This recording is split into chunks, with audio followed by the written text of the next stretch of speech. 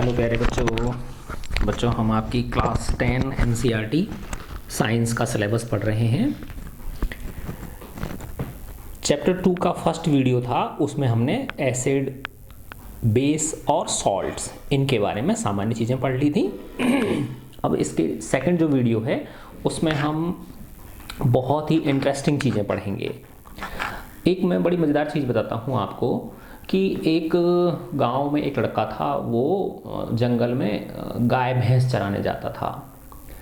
एक दिन वो एक झाड़ियों के बीच फंस गया, है ना, और उसको इतनी तेज जलन होने लगी उस झाड़ियों में से। जैसे ही वो बाहर निकला, भयंकर जलन होने लगी उसके, और उस पर रहा नहीं जाए। वो उछले कूदे, रोए, चिल्लाए, बहुत ज़बरदस्त, ऐसे जैसे कोई ततैये होते हैं ना, ततैये ने खा लिया, बड़ी बड़ी मधुमक्खी जो होती है उसने खा लिया। इतना तेज़ दर्द हुआ उसको। वहाँ पे एक राहगीर जा रहा था, है ना, गांव का कोई बुजुर्ग था, वो जा रहा था। उसने देखा ये बच्चा क्यों रो रहा है, तो उसने पूछा कि क्यों रो रहा है तो उसने बताया मुझे बहुत तेज़ दर्द हो रहा है। तो उसने पूछा क्या किया था तूने? बोले मैं तो बस यहाँ से इधर से निकला था। तो वो जो बुजुर्ग व्यक्ति थे, है ना, उनको अनुभव था, वो समझ गए कि ये जो बच्चा है ये इन कैंच की फली की झाड़ी जो है ना, इनमें से ये इनसे टच कर गया है, इनको छू गया है। तो उन्होंने एक पास में ही दूसरा पौधा था, है ना, उसकी पत्तियां तोड़ी और उसके पूरे शरीर पे जहाँ जहाँ वो कैंच की फली जो थी, है ना, वो रगड़ी थी उसके बॉडी से, वहाँ पे उनको मल दिया, और थोड़ी देर में वो बच्चा ठीक हो गया। तो इसका मतलब क्या है? देखो, ये वैसे तो क्या है किसी को नहीं पता, लेकिन ये इसमें भी साइंस है। साइंस कितनी इंटरेस्टिंग है। वो जो बच्चा जिन कैंच की फलियों से छुआ था, है ना, वो अम्लीय थी, है ना, बहुत उनके अंदर बहुत ज़बरदस्त अम्ल था, ठीक है ना। तो उस वजह से वो उस बच्चे को क्या लगा, जैसे मधुमक्खी का डंक लग गया हो कोई, इस तरह से। उनमें क्या है, अम्ल होता है, मेथेनोइक अम्ल होता है। और जो उसने दूसरी पत्तियां जो लगाई थी उसके मली थी, वो क्षारीय प्रवृत्ति की थी, है ना, वो बेसिक मीडियम था उसका, है ना। और वो डॉक होता है ना, डॉक के पौधे की पत्तियां थी वो। तो उन्होंने उस अम्ल के प्रभाव को क्या कर दिया, न्यूट्रलाइज कर दिया, कैंसिल कर दिया, है ना। देखो, इनमें भी छोटी छोटी चीज़ों में साइंस। अब जैसे आपने देखा होगा कि मधुमक्खी हमको खा गई है, ततैया खा गया। मैंने बच्चों से पूछा एक बार, अगर तुमको मधुमक्खी खा जाए, ततैया खा जाए, तुम क्या करोगे? जैसा कि एक सामान्य आंसर होता है, बच्चों ने वही आंसर दिया कि सर, है ना, हम तो लोहे की चीज़ रगड़ लेंगे। लोहे की चीज़। अब लोहे की चीज़ पता क्यों रगड़ते हैं लोग? क्योंकि वही सामान्य जो है ना, घरों के अंदर मिल जाती हैं चीज़ें। तो इसका मतलब ये थोड़ी कि जो चीज़ मिल रही है आसानी से उसी को रगड़ दोगे, है ना। लोहे की चीज़ों को रगड़ने से कुछ नहीं होगा भाई, है ना। मधुमक्खी खाती है हमको, या ततैया खाता है, तो वो हमारे बॉडी के अंदर एसिड डालता है। तो उसका प्रभाव खत्म करने के लिए हमको क्या करना पड़ेगा? क्षार लगाना पड़ेगा, बेस लगाना पड़ेगा। अब आप उसमें कुछ भी लगा सकते हो, है ना, इनो लगा सकते हो, बेकिंग पाउडर लगा सकते हो, है ना। तो जो भी क्षारीय पदार्थ है वो आप उसमें लगा सकते हो, ठीक है। तो ये बहुत ही इंटरेस्टिंग चीज़ें हम पढ़ेंगे। तो फर्स्ट वीडियो अगर आपने नहीं देखा है तो इसका जो फर्स्ट पार्ट है वो देख लें। इसके बाद अब हम इस सेकंड पार्ट पे आते हैं कि जो अम्ल और क्षार के जो विलयन होते हैं, है ना, जो सॉल्यूशन होते हैं, वो कितने प्रबल होते हैं, है ना, कितने प्रबल ये होते हैं। अच्छा, इसमें देखो बहुत ही और एक इंटरेस्टिंग चीज़ आएगी, है ना, जैसे मंजन करना, है ना, कि कहा जाता है कि भाई हमें सुबह शाम मंजन करना चाहिए, टूथब्रश करनी चाहिए, पेस्ट जो है ना वो करना चाहिए। बच्चे जो है ना बड़े आलसी होते हैं, है ना, वो नहीं करते। एक बच्चा बोला, है ना, सर जो चीता होता है ना, टाइगर, वो कौन सा टूथपेस्ट ही करता है, टूथब्रश करता है ना, वो उसके दांत तो कभी खराब नहीं होते, है ना। और रही बात इसकी कि हम गरम गरम चाय भी तो पीते हैं, तो उस चाय में सारे के सारे जो गंदगी होती है ना, वो सब साफ हो जाती है, अंदर चली जाती है वो। तो बच्चे कुछ भी बोल देते हैं, ठीक है। तो इन चीज़ों के बारे में पढ़ेंगे। फिर हम किसानों का देखेंगे कि भाई जो किसान होते हैं वो खेत में किस प्रकार के, खेत की मिट्टी में किस प्रकार का उर्वरक डाला जाए, है ना, केमिकल जो है ना, फर्टिलाइजर्स जो होते हैं वो डाले जाएं, है ना, खाद जो होते हैं। बहुत ही मज़ेदार चीज़ें हम इसमें पढ़ेंगे। तो अब ये है कि भाई जो अम्ल और क्षार के जो सूचक होते हैं, इंडिकेटर्स जो होते हैं, जैसे हमने देखा था ना फर्स्ट वीडियो के अंदर, इंडिकेटर्स क्या होते हैं? जैसे लिटमस पत्र होता है ना, ब्लू लिटमस और रेड लिटमस, ऐसे ही कुछ वो इंडिकेटर्स होते हैं, सूचक होते हैं, जैसे फिनोल्फ्थलीन का सॉल्यूशन होता है, मेथिल ऑरेंज का सॉल्यूशन होता है। जैसे दूसरा कुछ प्राकृतिक सूचक होते हैं, हल्दी, जैसे हल्दी है ना। तो ये सूचकों का उपयोग करके हम ये पता कर सकते हैं कि वो अम्ल है या क्षार है। और हमें पता है कि अम्ल जो है वो H+ आयन जहाँ होते हैं, है ना, H+ आयन अम्लों की अधिकता की, अम्लों में H+ आयनों की अधिकता होती है, और जो क्षार होते हैं उनके अंदर OH- आयनों की अधिकता होती है। ठीक है ना। फिर हमने इसमें डाइल्यूशन के बारे में पढ़ा कि भाई कैसे डाइल्यूट करते हैं उनको। ठीक है। अब इसमें ये बता रहे हैं कि एक यूनिवर्सल इंडिकेटर होता है, सार्वत्रिक सूचक, है ना, वो किसी भी विलयन में हाइड्रोजन आयन की विभिन्न सांद्रता को विभिन्न रंगों से प्रदर्शित करता है ना। एक पट्टी सी होती है, जैसे अगले इसमें पेज पर दिखाया गया, एक पट्टी होती है, उसमें और विभिन्न प्रकार के सूचक लगे रहते हैं, इंडिकेटर्स लगे रहते हैं। ठीक है ना। तो वो बता देते हैं रंग जिस हिसाब से परिवर्तित होता है। ठीक है ना। तो उससे पता चल जाता है हमको भाई वो अम्लीय है या क्षारीय है। अब इन अम्ल और क्षार जो हैं, इनमें उपस्थित हाइड्रोजन आयन की जो कंसंट्रेशन होती है, सांद्रता, है ना, गाढ़ापन या पतलापन जो है, उसको एक स्केल नाप डेवलप किया गया है जिसको बोलते हैं pH स्केल। P नीचे होता है, H इसमें ऊपर होता है। pH में P जो है पोटेंस का सूचक है, ये पुषांश, शक्ति, है ना, जो जर्मन शब्द है इसका अर्थ है शक्ति। और H किसको शो कर रहा है, ये हाइड्रोजन आयंस को शो कर रहा है। ठीक है ना। तो pH स्केल जो है, ये जो सामान्यतः ये 0 से लेकर 14 के बीच में होता है।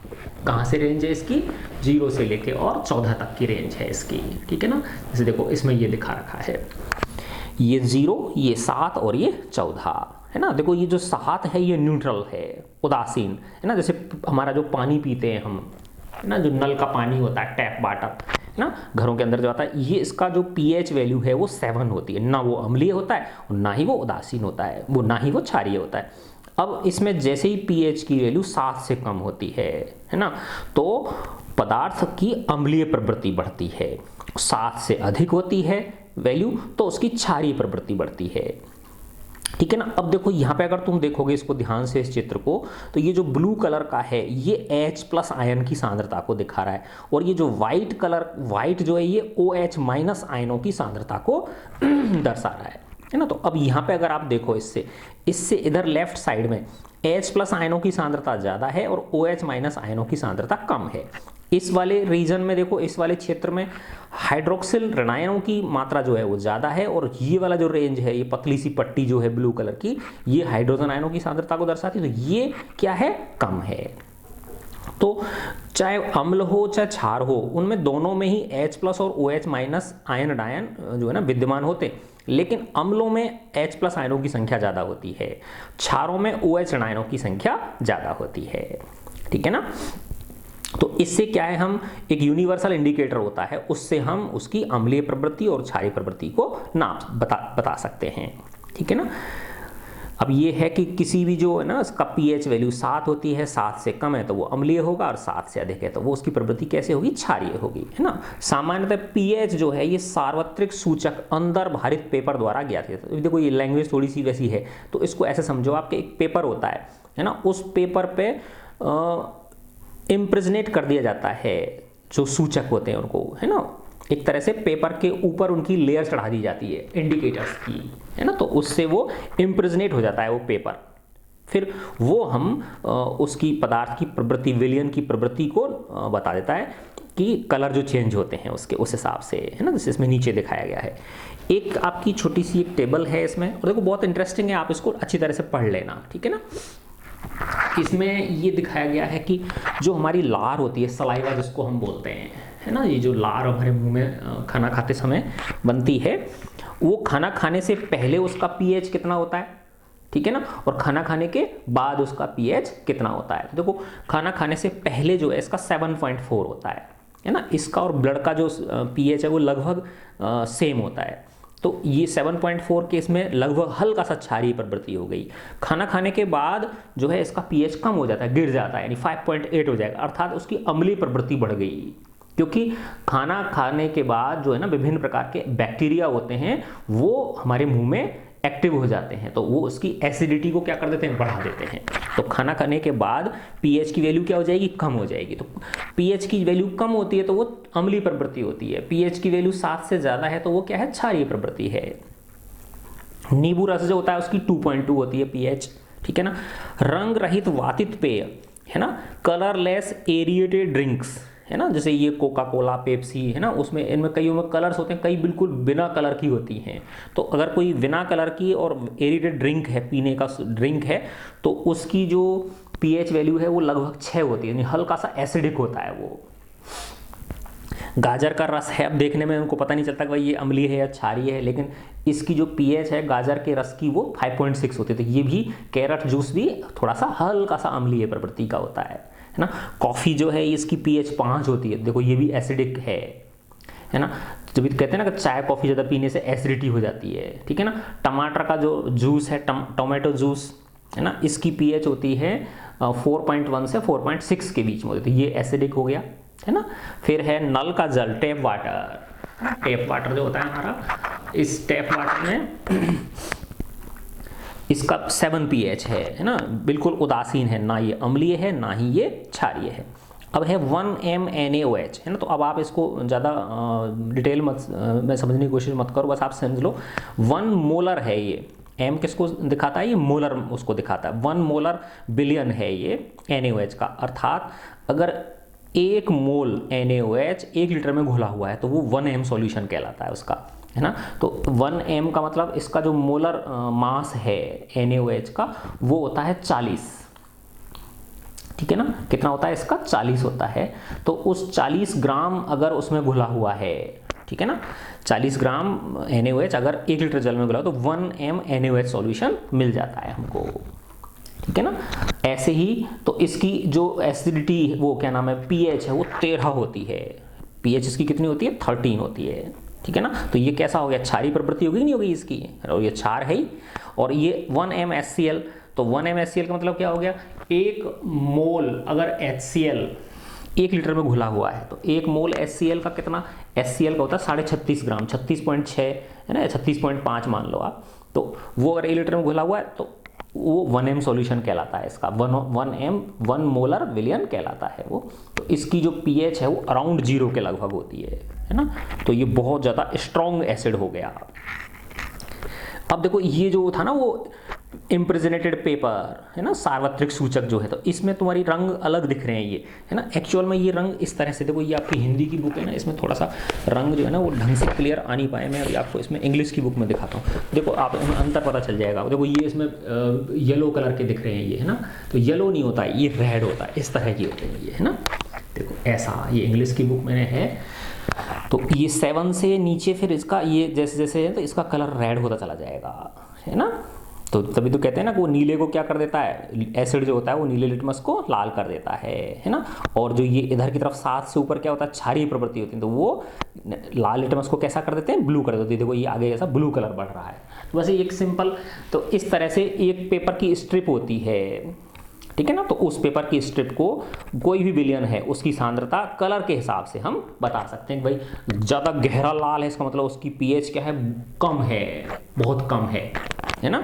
और अगर ज़्यादा डार्क ब्लू है तो इसका मतलब उसकी पीएच क्या है, 14 के आसपास है ना। तो इस तरह से उसके कलर की जो गहराई है उसके हिसाब से उसको हम नाप सकते हैं, ठीक है। तो ये पीएच स्केल का पेपर दिखा रखा है आपका। अच्छा, अब हम आते हैं दैनिक जीवन में पीएच का महत्व। जैसे मैंने अभी आपको छोटा से कुछ 1-2 एग्जांपल्स दिए थे, है ना, कि भाई पीएच की वैल्यू क्या है हमारे इसमें, है ना। तो क्या पौधे और पशु जो है वो पीएच के प्रति सेंसिटिव होते हैं, यस, है ना। यानी हमारा जो बॉडी है ये 7 से 7.8 के बीच ही काम करता है। अगर इससे पीएच चेंज हो रही है तो हमारी बॉडी पे एडवर्स इफेक्ट होगा, उसका विपरीत प्रभाव होगा। ऐसे ही जो आपने देखा हुआ अम्लीय वर्षा, है ना, जो ये होते हैं प्रदूषक जो होते हैं, वाहनों का धुआं, है ना, इंडस्ट्रीज के जो उद्योगों में से जो वो निकलते हैं, पॉल्यूटेंट्स निकलते हैं, प्रदूषक निकलते हैं, वो हमारे वातावरण में क्या छोड़ते हैं, carbon dioxide, sulphur dioxide, nitrogen dioxide, इनसे क्या बनते हैं, अम्ल बनते हैं, है ना। और अम्ल जब नीचे वर्षा के रूप में नीचे आता है तो वो अम्लीय वर्षा कहलाती है। और अगर उस अम्लीय वर्षा की वजह से पीएच का मान, जो जल का पीएच है, वर्षा के जल का पीएच का मान अगर 5.6 से कम हो जाए तो वो अम्लीय वर्षा कहलाती है ना। और जब ये नदी में चला जाता है पानी, नदी से उसमें जब क्या होता है, जो जलीय जीवधारी होते हैं, है ना, उनकी जो लाइफ सस्टेन ही नहीं हो पाती है, उत्तरजीविता कठिन हो जाती है, उनकी सस्टेनेंस ऑफ लाइफ है, लाइफ उनकी सस्टेन नहीं हो पाती है। तो ये जो जीव हैं या पौधे हैं, ये सब पीएच के प्रति क्या होते हैं, सेंसिटिव होते हैं, यानी एक विशेष पीएच रेंज में ही इनका जीवन संभव है ना। इसमें एक बड़ा इंपॉर्टेंट वो दे रखी है मज़ेदार चीज़ कि जो वीनस है, शुक्र जो ग्रह है हमारा, है ना, प्लेनेट जो है सौरमंडल में, उस पर सल्फ्यूरिक अम्ल के मोटे सफ़ेद और पीले बादल बने, उससे मिल के बना है ये, है ना। कि अब बताओ आप, क्या वहाँ पे जीवन संभव है? नो, है ना, क्योंकि ये ना 7 से 7.5 की रेंज है, इसमें ही हम सरवाइव कर सकते हैं। जबकि ये सल्फ्यूरिक अम्ल तो भयंकर पीएच होता है इसका, भयंकर मतलब इसका पीएच क्या होगा, 0 के आसपास होगा, ठीक है। तो उसमें सरवाइव करना ही संभव नहीं है। अब ये कह रहा है अपने बगीचे की मिट्टी का पीएच आप नाप सकते हो, थोड़ी सी मिट्टी लो, उसको पानी में घोल लो, फिर छान लो, है ना, और फिर जो छना हुआ है उससे आप सूचक के द्वारा उसका पीएच देख सकते हो, भाई क्या कर रहा है वो, नीले को लाल कर रहा है या लाल को नीला कर रहा है। उस प्रकार से आप उसकी अम्लीय और क्षारीय प्रवृत्ति को जान सकते हो, ठीक है। फिर हमारे पाचन तंत्र का पीएच, है ना, देखो ये भी बड़ी इंटरेस्टिंग चीज़ है। आपको पता है हमारी जो बॉडी है ना, इसमें जो हमारा आमाशय है ना, जिसको हम स्टोमक बोलते हैं, पेट जिसको बोलते हैं सामान्य भाषा में, तो जो आमाशय की थैली होती है उसके दीवारें भी HCl अम्ल स्रावित करती हैं, HCl अम्ल बनाती हैं, हाइड्रोक्लोरिक अम्ल। सोचो आप, वो हाइड्रोक्लोरिक अम्ल क्या करता है कि वो जो भी हम भोजन करते हैं उसमें अगर माना कोई सूक्ष्म जीव चले गए उसके अंदर, है ना, तो वो उनको नष्ट कर देता है और भोजन के पाचन में सहायता करता है, ठीक है ना। लेकिन अगर हमने ज़्यादा खाना खा लिया, है ना, या वैसा भोजन कर लिया, शादी ब्याह में गए, है ना, दबा के खा लिया, या गंदा खाना खा लिया, जो भी है, ठीक है ना, गंदे का मतलब बासी खा लिया, या मतलब कैसे भी समझ लो आप, जो है ना, जो हमारी बॉडी के लिए सूट नहीं करता हो, है ना, वो वाला हमने फूड ले लिया, तो उससे हमारा जो बॉडी है ये क्या बनाती है, बहुत ज़्यादा HCl बनाती है। तो उससे पेट के अंदर क्या होती है, जलन होने लग जाती है, और हम कहते हैं हमारे पेट में एसिडिटी हो गई, खट्टी डकारें आ रही हैं हमको। तो फिर उस खट्टी डकारों को दूर करने के लिए क्या करते हैं, हम इनो लेते हैं। इनो क्या होता है, क्षार होता है, माइल्ड क्षार होता है ना, मृदु क्षार। इनो ले लिया, या बेकिंग पाउडर का वो थोड़ा सा वो ले लेते हैं, ठीक है ना। एक और बाजार में बोतल आती है केमिस्ट की दुकान पे, है ना, दवाई वाले की दुकान पे, जिसको मिल्क ऑफ मैग्नीशिया बोलते हैं, एंटासिड होती है वो, ठीक है ना। तो इनको हम यूज में लेते हैं, ठीक है। तो यही बताया गया इसके अंदर। फिर है पीएच परिवर्तन के कारण दंत क्षय, है ना, टूथ डिके। आपको बताया था मैंने कि मुंह का पीएच अगर 5.5 से कम हो जाए तो फिर दांतों का क्षय होना प्रारंभ हो जाता है, दांतों को की जो है ना नष्ट होना शुरू हो जाता है। इनके दांतों के ऊपर एक कठोर एनेमल होता है ना, वो कैल्शियम हाइड्रोक्सी एपिटाइट इसका बना होता है, जो कि शरीर का सबसे कठोर पदार्थ है, जल में नहीं घुलता। लेकिन जैसे ही पीएच का मान 5.5 से कम हुआ तो ये कोरोड होना शुरू हो जाता है ना। जो एनेमल है हमारा टूथ का ऊपर, जो एनेमल है, कठोर पदार्थ है, वो धीरे धीरे उसका क्षरण होना, क्षरण का मतलब धीरे धीरे नष्ट होना, वो शुरू हो जाता है। तो ये होता क्यों है, क्योंकि हम खाना खाते हैं तो थोड़ा बहुत मुंह के अंदर क्या है, रेसे बचे रह जाते हैं, और हमारे पता ही मुंह के अंदर बैक्टीरिया होते हैं, और बैक्टीरिया उन रेसों को वो यूज करते हैं, तो और उनकी वृद्धि होती है बैक्टीरिया की, और वो हमारे मुंह का माध्यम एसिडिक कर देते हैं, अम्लीय कर देते हैं, है ना। तो इस वजह से हमारे मुंह का पीएच क्या होता है, 5.5 से नीचे चला जाता है, और वो हमारा टूथ डिके प्रारंभ हो जाता है। इसीलिए कहते हैं कि सुबह और रात को सोते समय दोनों टाइम हमें ब्रश करनी चाहिए। जो टूथपेस्ट करते हैं वो बेसिक मीडियम होता है, उसका क्षारीय माध्यम होता है, तो वो जो हम अम्ल बना हमारी बॉडी के अंदर उसको वो क्या कर देता है, मतलब हमारे मुंह के अंदर उसको वो न्यूट्रलाइज कर देता है, उदासीन कर देता है, ठीक है। ये बताया गया इसमें। फिर है पशुओं और पौधों द्वारा उत्पन्न रसायनों से आत्मरक्षा। तो जो ये मैंने आपको शुरुआत में बताया था इस वीडियो के, है ना, कि जैसे मधुमक्खी डंक मारती है, ठीक है ना। तो एक विशेष प्रकार का क्या होता है, अम्ल होता है, वो हमारे शरीर में जाता है। मधुमक्खी आपने कभी देखा होगा मुंह से नहीं काटती वो, है ना, वो पीछे का जो उसका हिस्सा होता है, पीछे का जो उसकी जो पूंछ की तरफ जो हिस्सा होता है वहाँ पे पहले क्या होता है, डंक होता है, पहले उस डंक से वो छेद करती है हमारी बॉडी के अंदर, और फिर उसको हिला के, है ना, और उसमें क्या भर देती है, वो अम्ल भर देती है, तब जाके जलन होता है। अगर मधुमक्खी बैठी आपके शरीर के ऊपर, फट से आपने उसको हटा दिया, उसके भले ही उसने डंक तो घुसा दिया लेकिन अम्ल नहीं डाल पाई हमारी बॉडी के अंदर, तो उतनी जलन नहीं होगी। ठीक है, तो बताया था मैंने आपको कि अगर हमको डंक मार जाए तो हमें बेकिंग सोडा जैसा माइल्ड जो बेस है वो लगाना चाहिए। और ये उसका नेटल का डंक बताया था मैंने आपको, है ना, जो कैंच की फली जो होती हैं, है ना, वो इनको आप पढ़ लेना कि ये प्राकृतिक स्रोत हैं, है ना। जैसे ये सिरका होता है, इसमें एसिटिक अम्ल होता है, संतरा सेट्रिक अम्ल होता है ना, सिट्रिक, इमली में टार्ट्रिक, टमाटर में ऑक्जेलिक, खट्टा दूध लैक्टिक, नींबू में सिट्रिक, चींटी के डंक में मैथेनोइक, और नेटल, है ना, वो जो कैंच की फली उसमें मैथेनोइक अम्ल होता है। ठीक है, अब ये देखें आपके पास दो विलयन है ए और बी। विलयन ए का pH 6 है और सॉल्यूशन बी का pH 8 है। किस विलयन में हाइड्रोजन आयन की सांद्रता देखें, नेचुरल सी बात है, जिसका pH कम है वो ज़्यादा अम्लीय है, इसका मतलब 6 जो है इसमें हाइड्रोजन आयनों की कंसंट्रेशन ज़्यादा है। ठीक है, तो ए जो है वो अम्लीय है और बी जो है वो क्षारीय है। H प्लस AQ आयन की सांद्रता का विलयन की प्रकृति पर क्या प्रभाव पड़ता है, तो H प्लस आयन है ना, इनकी सांद्रता अगर अधिक होती है विलयन में तो उसकी प्रवृत्ति अम्लीय होती है, इनकी मात्रा कम होती है तो उसकी प्रवृत्ति क्षारीय होती है। क्या क्षारकीय विलयन में H प्लस आयन होते हैं, देखो मैंने बताया था, यस, है ना, जो बेसिक सॉल्यूशन है उसमें भी H प्लस आयन होते हैं, लेकिन OH माइनस आयनों की तुलना में बहुत कम होते हैं। ठीक है ना, तो ये क्षारकीय क्यों है, क्योंकि इसमें हाइड्रोक्सिल आयनों की सांद्रता क्या होती है, ज्यादा होती है, OH माइनस जो आयन होते हैं उनकी। कोई किसान किसी मृदा खेत की मिट्टी में, तो ये मैंने बताया था आपको, बुझा हुआ चूना डाले वो, है ना, या बिना बुझा चूना डाले, या तो बिना बुझा चूना होता है CaO, और जब पानी डाल देते हैं तो बन जाता है CaOH होल ट्वाइस, है ना। तो ये क्विक लाइम है और ये स्लैक्ड लाइम है। तो ये दोनों ही प्रवृत्ति कैसी होती है इनकी, ये बेसिक होती है, क्षारीय होती है। तो अगर कोई किसान अपने उसमें ये डाल रहा है, इसका मतलब उसकी मिट्टी कैसी है, अम्लीय प्रवृत्ति है उसकी मिट्टी की, तो उसको बैलेंस करने के लिए वो क्या डाल रहा है, उसमें क्षार डाल रहा है ना।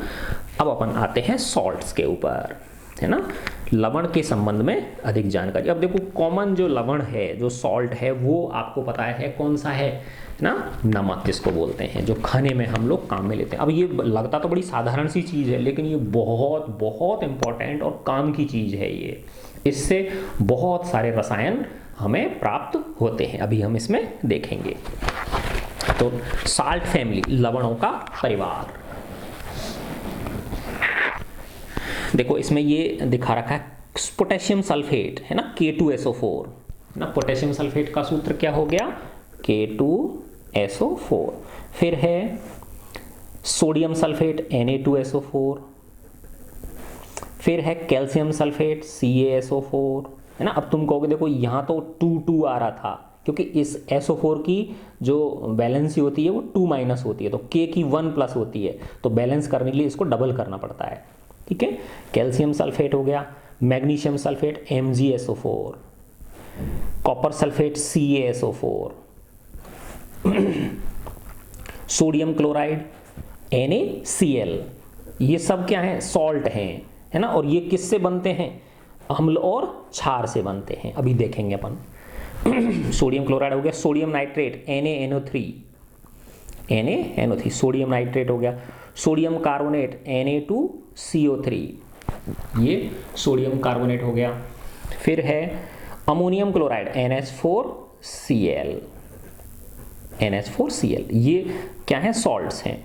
अब ये कह रहा है उन अम्ल और क्षारक की पहचान करो जिनसे ये बनते हैं। अब देखो ये K2SO4 है, ये किससे बनेगा, KOH, है ना, और H2SO4 ले लो आप, तो KOH तो क्या हो जाएगा, क्षार हो जाएगा, H2SO4 क्या हो जाएगा, अम्ल हो जाएगा। तो उससे अम्ल और क्षार से मिलके क्या बनता है, लवण और जल बनते हैं, तो ये लवण बन जाता है K2SO4। ऐसे ही ये Na2SO4, तो Na किससे मिलता है हमको, कौन से क्षार से मिलेगा, NaOH से मिलेगा, और SO4 हमको सल्फ्यूरिक अम्ल से मिल सकता है H2SO4 से। ऐसे ये CaSO4 किससे मिलेगा हमको? कैल्शियम हाइड्रोक्साइड क्षार लेंगे अपन, CaOH होल ट्वाइस, और H2SO4 अम्ल ले लेंगे। ऐसे ये MgSO4 किससे मिलेगा? मैग्नीशियम हाइड्रोक्साइड क्षार लेंगे और H2SO4 अम्ल ले लेंगे। कैल्शियम हाइड्रोक्साइड क्षार ले लेंगे, H2SO4 अम्ल ले लेंगे। NaCl तो ये तो पता ही है आपको, NaOH क्षार लेते हैं और HCl अम्ल लेते हैं। NaNO3 तो वही NaOH ले लो और HNO3, NaOH तो क्या हो गया? क्षार हो गया, और HNO3 क्या हो जाएगा? अम्ल हो जाएगा, नाइट्रिक अम्ल जो है। Na2CO3 तो NaOH क्षार ले लो और H2CO3 ये कार्बोनिक अम्ल होता है, वो ले लो। अमोनियम क्लोराइड तो NH4OH अमोनियम हाइड्रोक्साइड क्षार ले लिया और HCl हमने अम्ल ले लिया। ठीक है ना? तो इस तरह से हम इनको बता सकते हैं कि इसमें कौन सा अम्ल और कौन सा क्षार प्रयोग में हुआ है। ठीक है ना?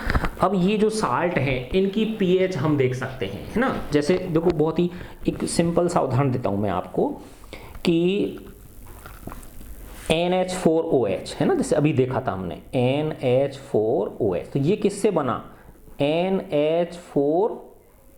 वो NH4Cl किससे? ये अमोनियम क्लोराइड, ये लवण है, और NH4OH क्या है? ये क्षार है ना? और HCl क्या है? अम्ल है ना? तो जब ये क्रिया करते हैं तो क्या बनता है? NH4, देखो NH4OH क्या है? अमोनियम हाइड्रोक्साइड क्षार हो गया।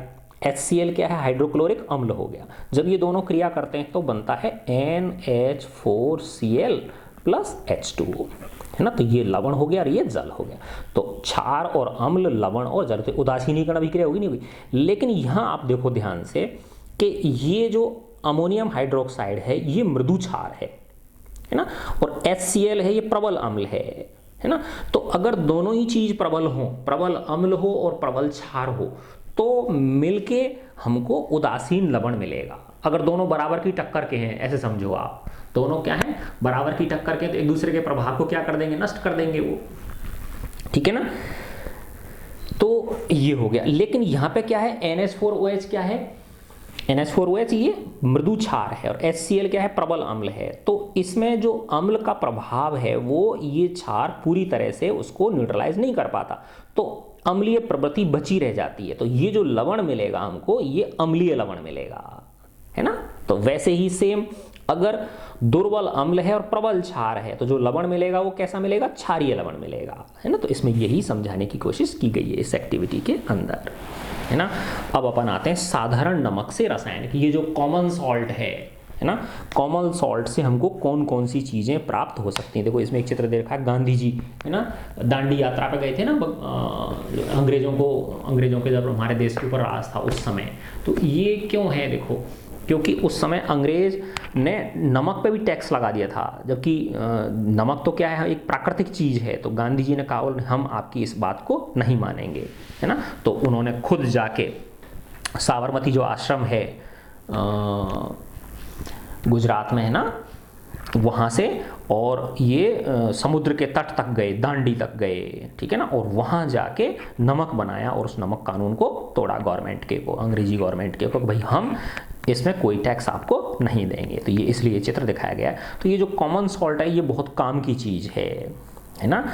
तो मिनरल सॉल्ट भी बोलते हैं इसको, खनिज नमक बोलते हैं, ठीक है ना? आपको पता ही है, जैसे अपने जयपुर के पास में एक जगह है सांभर लेक, ठीक है ना, सांभर झील है, वहाँ पे आप उसके बीच में से ट्रेन जाती है, जोधपुर की जो ट्रेन है ना, तो उस ट्रेन से कभी आप यात्रा करो, दोनों तरफ आपको नमक के ढेर मिलेंगे, है ना?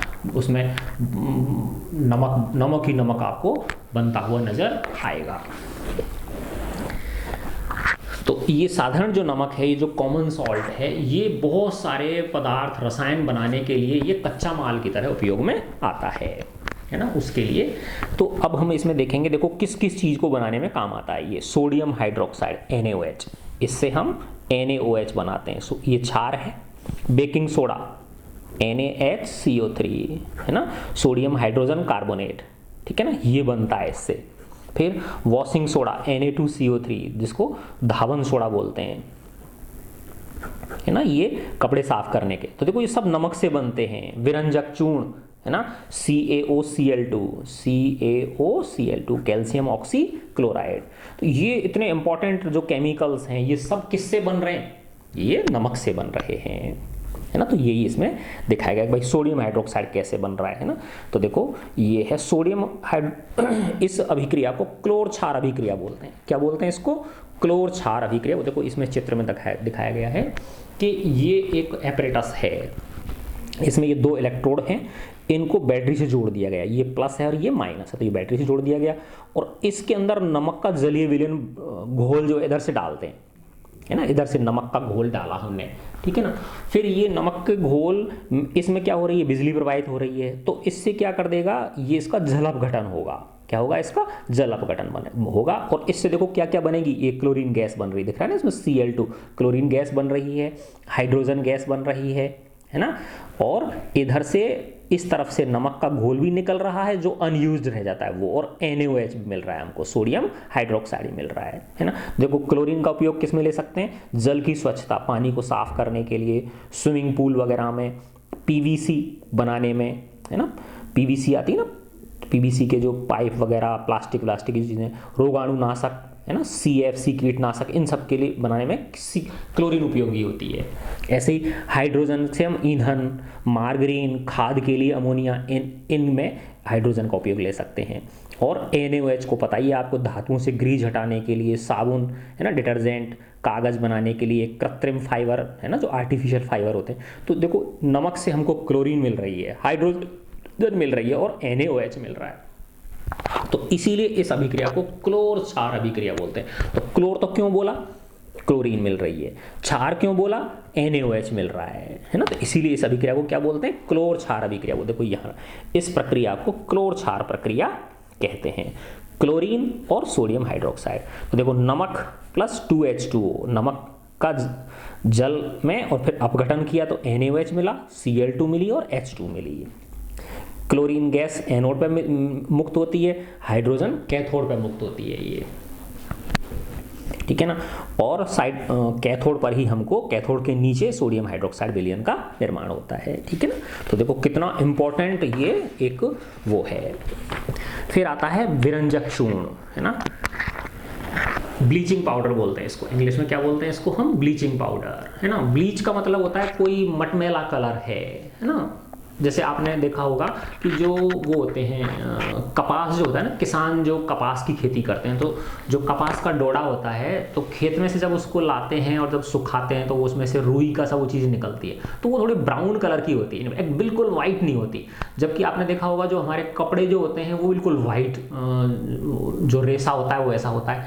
तो उसके उस ब्राउन मटमैले कलर को दूर करने के लिए, वाइट चमकाने के लिए हमें उसको ब्लीच करना पड़ता है ना। उसके रंग को एक तरह से उसको रंगहीन करना पड़ता है ना। तो उसको ब्लीच करना बोलते हैं, ठीक है, यानी उजला करना, उसको चमक पैदा करना उसके अंदर। तो ये इससे विरंजक चूर्ण से करते हैं, CaOCl2, है ना। तो देखो ये कैसे बनता है, कैल्शियम हाइड्रोक्साइड प्लस Cl2। तो Cl2 कहाँ से मिली? वहीं से मिली हमको, इसका सोडियम क्लोराइड का जल अपघटन किया था ना नमक का अपन ने, तो उससे CaOCl2 प्लस H2O बन गया हमारे पास, ठीक है ना।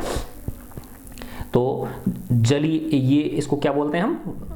कैल्शियम ऑक्सीक्लोराइड या विरंजक चूर्ण, ब्लीचिंग पाउडर। इसका उपयोग ये है ना वस्त्र उद्योग में, सूती और लिनन के विरंजन का मतलब क्या हो गया उसका? वही यानी मटमैले कलर को कैसा करना? साफ करना। ऐसे कागज की फैक्ट्री में लकड़ी के मज्जा, जो वुड पल्प होता है ना, जो कागज बनता है किससे बनता है? लकड़ी से बनता है। तो लकड़ी तो कैसी होती है, जब उसको आप वो करोगे, पीसोगे और तो ऐसा करोगे तो ब्राउन कलर होगा। तो उसको, जबकि कागज आपने देखा वो व्हाइट कलर का होता है, तो उसके उस ब्राउन कलर को उड़ाने के लिए, व्हाइट करने के लिए हमको ब्लीच करना पड़ता है उसे। ऐसे लॉन्ड्री में कपड़ों का ब्लीचिंग करने के लिए भी, है ना, कई रासायनिक उद्योगों में उपचायक के रूप में, ठीक है ना, ऑक्सीडाइजिंग एजेंट के रूप में भी इसको काम में लेते हैं। और ये जल को जीवाणु मुक्त करने के लिए, है ना। क्लोरीन जो है वो आपने देखा होगा, जैसे कई बार कहते हैं ना कि अरे यार दवाई डाल दी है उन्होंने, वाटर वर्क्स वालों ने, इसमें पानी कड़वा आ रहा है, तो वो कड़वा पानी किसकी वजह से होता है? ब्लीचिंग पाउडर की वजह से। तो उसमें क्या है, बीच बीच में ब्लीचिंग पाउडर डाल देते हैं, ठीक है ना, जिससे कि जो कीटाणु होते हैं वो मर जाते हैं, जीवाणु जो होते हैं वो मर जाते हैं उसमें, क्योंकि ये जीवाणु उसको रहित कर देती है, क्लोरीन जो गैस होती है। अब आता है बेकिंग सोडा, है ना, बेकिंग पाउडर, है ना, NaHCO3। क्या है इसका सूत्र? NaHCO3। तो टेंशन नहीं लेना बेटा, ये बार बार आप पढ़ोगे तो अपने आप याद हो जाएंगे आपको। ये NaHCO3 विरंजक चूर्ण का CaOCl2 था, ठीक है ना, टेंशन नहीं लेना बिल्कुल भी। तो ये आपने देखा होगा कि जब आप लोगों के घर में मम्मियाँ वो बनाती हैं, क्या नाम, पकौड़े बनाती हैं, तो उसमें बेकिंग पाउडर डालती हैं, खाने का सोडा जिसको बोलते हैं, है ना, तो उससे चीज़ें मुलायम बनती हैं। क्या बनती हैं? मुलायम, क्रंची क्रंची कुछ मुलायम बनती हैं वो, है ना। तो वो क्यों होता है? वो ऐसा है बेटा, देखो इसके अंदर क्या है, ये NaHCO3, तो CO3 में CO2 छिपी हुई है ना, कार्बन डाइऑक्साइड छिपी हुई है। तो जैसे ही जब इसको कुछ खाने पीने की चीज़ों में पकाने से पहले मिलाते हैं तो क्या चीज़ गैस निकलती है? कार्बन डाइऑक्साइड गैस निकलती है। और वो उस पकौड़े का जो घोल होता है ना, उसके अंदर ट्रैप हो जाती है वो, है ना, उस बुलबुले से पैदा कर देती है, यानी उसको फुला देती है। ऐसे समझो आप, उसको क्या कर देती है, उसका आयतन बढ़ा देती है, फुला देती है, तो इसलिए वो नरम हो जाता है, ठीक है ना। तो खस्ता पकौड़े आदि बनाने के लिए, और जल्दी से पक भी जाता है वो, इसमें सोडियम हाइड्रोजन कार्बोनेट है ना। तो इसको बनाने का क्या तरीका है? Sodium chloride plus H2O plus CO2 plus NH3। तो एक दो बार लिखोगे तो सुई याद हो जाएगी। तो अमोनियम क्लोराइड और ये NaHCO3, सोडियम हाइड्रोजन कार्बोनेट, है ना। अब सोडियम हाइड्रोजन कार्बोनेट की pH क्या होगा बताओ? क्षारीय है, तो नेचुरली 7 से क्या होगा? ज्यादा होगा।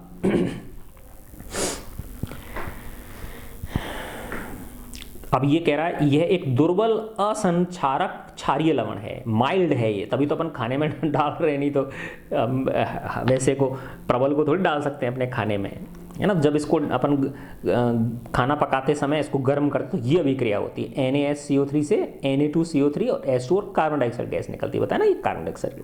तो ये ही ट्रैप हो जाती है और उसको फुला देती है ना, पकौड़ों को, उनको क्रंची क्रंची मुलायम मुलायम बना देती है ना। बेकिंग सोडा का उपयोग ये बताई रखें, देखो बेकिंग पाउडर बनाने में, ठीक है ना। ये आप बहुत आसान है, पढ़ सकते हैं इसको, है ना। जैसे इसमें होता है कार्बन डाइऑक्साइड के द्वारा जो ब्रेड होती है, ब्रेड या केक या पाव रोटी, है ना, उसमें उभार आ जाता है ना, खमीर उठता है उसके अंदर, है ना, उभार आ जाता है। ऐसे ही कई बार आपने देखा होगा वो भटूरे बनाते हैं तो भटूरे में वो डालना पड़ता है, ठीक है ना, तो मुलायम और स्पंजी हो जाता है ना। तो ये एंटासिड का एक संघटक है, सोडियम हाइड्रोजन कार्बोनेट, क्योंकि ये क्षार है तो जो एंटासिड दवाएं बनती हैं, है ना, एसिडिटी दूर करने वाली, उनमें भी ये काम में आता है, पेट की अम्लता को दूर करके, उदासीन करके राहत पहुंचाता है। फिर एक सोडा एसिड फायर एक्सटिंग्विशर्स, ये भी आपकी बुक में लास्ट में दे रखा है, ये सोडा एसिड अग्निशामक, अग्निशामक मतलब आग बुझाने वाला, क्योंकि इससे क्या निकलेगी? कार्बन डाइऑक्साइड गैस निकलेगी, और कार्बन डाइऑक्साइड गैस आपको पता ही है ना, आग को बुझाने में क्या होती है? सहायक होती है, क्योंकि वो जैसे ही वो सोडा और वो झाग से कार्बन डाइऑक्साइड झाग के रूप में निकलती है, वो किस रूप में निकलती है? झाग और उनके रूप में निकलती है। तो झाग के रूप में निकलेगी तो क्या होगा? वो उसको घेर लेगी, आग को घेर लेगी, तो क्या होगा? वो उसकी ऑक्सीजन सप्लाई क्या हो जाएगी? बंद हो जाएगी, ठीक है ना, ऑक्सीजन सप्लाई बंद हो जाएगी और आग बुझ जाएगी, क्योंकि आग को जलने के लिए किसकी जरूरत होती है? ऑक्सीजन की जरूरत होती है। अब अपन आते हैं धोने का सोडा, है ना, वॉशिंग सोडा, क्या बोलते हैं इसको? Washing soda. तो इसका है Na2CO3.10H2। देखो अब इसमें ये 0.10H2 ये क्रिस्टलन जल होता है ना। ये एक अन्य रसायन से सोडियम क्लोराइड से प्राप्त किया जाता है। बेकिंग सोडा को गर्म करके सोडियम कार्बोनेट प्राप्त किया जाता है। सोडियम कार्बोनेट का पुनः क्रिस्टलीकरण करके, है ना, धोने का सोडा हमको मिल जाता है। देखो Na2CO3 प्लस 10H2, तो ये मिल गया हमको। तो ये 10H2O क्या है? ये इसको नमी बनाए रखता है ना, ये आगे इसमें दे रखा है। अब इसके उपयोग हैं धोने के सोडे के, जो वॉशिंग सोडा है इसका क्या क्या उपयोग है? तो सिंपल चीज़ें हैं ना, कांच बनाने में, साबुन, कागज उद्योग में, है ना, बोरेक्स जैसे सोडियम के उत्पादन में होता है ना। सोडियम कार्बोनेट का उपयोग घरों में साफ सफाई में लेते हैं हम, जल की स्थायी कठोरता को हटाने के लिए भी इसका उपयोग लिया जाता है। अब इसमें एक बहुत बड़ी इंटरेस्टिंग एक्टिविटी दे रखी है, क्या लवण के क्रिस्टल वास्तव में ड्राई होते हैं, शुष्क होते हैं, है ना? लवण के जो क्रिस्टल हैं क्या वो बिल्कुल ड्राई होते हैं? ये इसमें एक इंटरेस्टिंग एक्टिविटी दे रखी है। जैसे इसमें ये बताया गया है कि इस परख नली में कॉपर सल्फेट के कुछ क्रिस्टल लिए, नीला थोथा जिसको बोलते हैं, और ये आपको पता है ये ब्लू कलर के होते हैं, नीले, तभी तो इसको नीला थोथा बोलते हैं, कॉपर सल्फेट, है ना, CuSO4। अब यहाँ पे जब ये कैसे ब्लू कलर के हैं, लेकिन जैसे ही इनको गर्म करते हैं तो इनका ब्लू कलर गायब हो जाता है और ये बिल्कुल रंगहीन हो जाते हैं। लेकिन जैसे ही ठंडा करके वापस से इस पर थोड़ा सा पानी की बूंद डालोगे तो वापस से इसका रंग ब्लू हो जाता है। तो इसका मतलब किसने किया, वो ब्लू जो रंग है वो पानी की वजह से है। तो इसीलिए जो क्रिस्टलन जल है तो इसका CuSO4 के अंदर 5H2O होते हैं, 5 जल के अणु क्रिस्टलन जल के रूप में होते हैं ना। देखो ये रहा इसका कॉपर सल्फेट, जलीय एक्वस कॉपर सल्फेट का ये रासायनिक सूत्र है CuSO4.5H2। तो इसमें 5 जल के अणु क्रिस्टलन जल के रूप में उपलब्ध हैं, है ना। क्रिस्टलन जल किसको बोलते हैं, कोई भी सॉल्ट है उसका जो फॉर्मूला यूनिट होता है, एक फॉर्मूला यूनिट में जल के जितने निश्चित अणु होते हैं उनकी संख्या को हम क्रिस्टलन जल कहते हैं। तो इसमें कितने हैं बताओ, 5H2, तो 5 वो हैं इसके जल के अणु हैं इसके अंदर, ठीक है। फिर एक Na2CO3 10H2 अणु आर्द्र है या नहीं बताओ, ये ह्यूमिड है या नहीं है ना। यस है, क्योंकि 10H2 है भैया, इसमें 10 जल के अणु हैं, है ना। फिर एक होता है कैल्शियम सल्फेट, ठीक है ना, जिसको क्या बोलते हैं हम, जिप्सम बोलते हैं, ठीक है ना। जिप्सम आपने देखा होगा, जैसे मॉल वगैरह में जाते हो ना तो वहाँ पे एक फॉल सीलिंग लगी रहती है, झूठी छत होती है, नीचे प्लाई की सी दिखती है। एक तो होती है मेन छत होती है, वो तो ऊंची होती है, उसके नीचे वो प्लाई के से टुकड़े लगे रहते हैं वाइट से, तो वो उनको हटा के अपन कुछ भी अंदर काम कर सकते हैं उसमें। तो ये वो जिप्सम से बनती है, जिप्सम बोर्ड होता है उसमें। तो इसका जो रासायनिक सूत्र है ये CaSO4.2H2। तो इसमें भी क्या है, 2 क्रिस्टलन जल के अणु हैं। इससे इस कैल्शियम सल्फेट है ना, कैल्शियम सल्फेट का ये जो है, इससे एक बहुत इंपॉर्टेंट चीज़ हमको प्राप्त होती है जिसको बोलते हैं हम प्लास्टर ऑफ पेरिस, POP जिसको बोलते हैं। POP का उपयोग आपने देखा होगा कि जो मकान वगैरह बनते हैं तो उनमें जो छतों में डिज़ाइन निकालते हैं, है ना, जिस पंखे के साइड में देखा होगा या चारों दीवारियों पे जो है ना विभिन्न प्रकार की।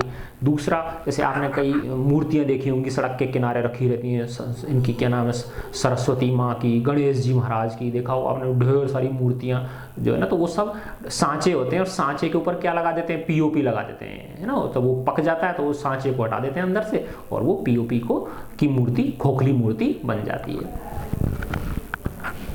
तो इस तरह से ये प्लास्टर ऑफ पेरिस है। तो जिप्सम से बनता है ये CaSO4.2H2। जब इसको गर्म करते हैं तो इसमें से 1.5 अणु उड़ जाएंगे, है ना, तो आधा अणु बच जाएगा, है ना। अब तुम कहोगे 1.5 कैसे उड़ेंगे, क्योंकि ये अकेला थोड़ी होता है, और भी तो बहुत सारे हैं, है ना। जैसे समझो अगर इसके 2 हैं, ठीक है ना, तो 2 हो गए तो फिर तो 4H2 हो गए कि नहीं हो गए, और 4 में से 1.5 यानी 3 उड़ जाएंगे, तो 1 बच गया, तो आ गई ना, पूर्ण संख्या बन के आ गई। तो जिप्सम को इस 373 केल्विन पर गर्म करने पर जलीय अणुओं को त्याग कर कैल्शियम सल्फेट अर्ध हाइड्रेट या हेमी हाइड्रेट बनता है। हेमी का मतलब हाफ, ठीक है, अर्ध, तो हाफ H2O, इसे प्लास्टर ऑफ पेरिस कहते हैं। इस पदार्थ का उपयोग डॉक्टर टूटी हुई हड्डियों को, यस, जो प्लास्टर चढ़ाते हैं, आपने देखा होगा जैसे पैर किसी का फ्रैक्चर हो गया या हाथ में फ्रैक्चर हो गया तो उसके प्लास्टर चढ़ाता है डॉक्टर, है ना। तो थोड़ी सी देर में ही 10-15 मिनट बाद तो वो सख्त हो जाता है वो, है ना, तो जिससे कि हड्डी हिलती डुलती नहीं है और वो जल्दी से जुड़ जाती है हड्डी। तो टूटी हुई हड्डियों को सही जगह पर स्थिर रखने के लिए प्लास्टर ऑफ पेरिस एक सफ़ेद चूर्ण होता है, वाइट पाउडर होता है, जल में मिलाने पर ये जिप्सम बनकर, जैसे इसमें जल मिलाएंगे तो वापस से ये बन जाता है CaSO4.2H2, और जो क्या होता है, हार्ड होता है, कठोर होता है ना। तो CaSO4 जब ये इसमें 1.5, अब तुम कहोगे 1.5 कहाँ से आए, अरे भाई इसमें इसको 2 से गुणा कर दो तो ये सिंगल बन जाएगा और ये 3 हो जाएंगे, ठीक है ना। तो इस तरह से ये हो जाती है। तो यही इसमें समझाने की कोशिश की गई है आपको। प्लास्टर ऑफ पेरिस का उपयोग खिलौना बनाने, यस, है ना, जो POP के खिलौने बनते हैं, सजावट का सामान, सतह को चिकना बनाने के लिए किया जाता है, ठीक है ना। प्लास्टर ऑफ पेरिस क्यों कहा जाता है इसमें ये कह रहा है, तो सबसे पहले कहाँ पे बना हुआ है, फ्रांस की जो कैपिटल है पेरिस, वहाँ पे बना हुआ, इसलिए इसका नाम प्लास्टर ऑफ पेरिस रख दिया। ठीक है बच्चों, मैं आशा करता हूँ ये वीडियो आपको पसंद आया होगा। If you liked it then please subscribe my channel, push the bell icon, hit the bell icon and comment and share with your friends। ठीक है बच्चों, God bless you all।